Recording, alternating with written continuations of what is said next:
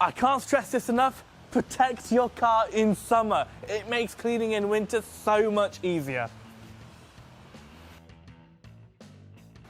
Get rid of the buckets and snow foam twice. So you do the pre-wash, you rinse your snow foam again, and you use that as shampoo with a wash mitt. That is so much easier than getting the buckets out and so much quicker. This is the worst time of year for grit. It gets into the arches and it's gonna cause you rust. Thoroughly clean your wheel arches in winter. Dress your tires, nourish the rubber, okay? It's really cold, winter's not good for the tires. Use rubber and trim dressing and thoroughly nourish those sidewalls.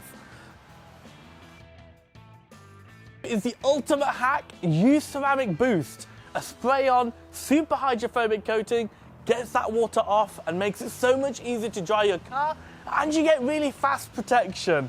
So use Ceramic Boost in winter. Clean the carpets and protect them. Just because it's an interior does not mean it does not need protection. Use fabric cleaner to clean salt stains or the dirt, and then use fabric protectant to protect the carpets to make it easier to clean in the future, just like your paintwork.